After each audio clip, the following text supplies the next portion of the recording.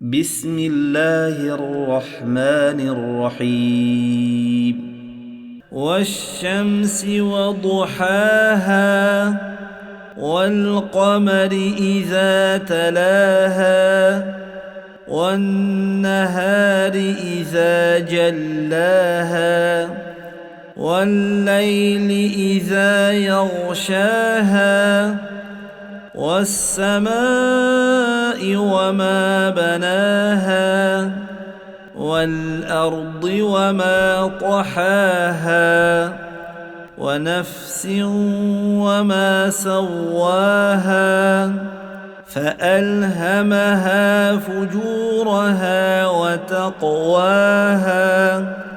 قد أفلح من زكاها وقد خاب من دساها كذبت ثمود بطغواها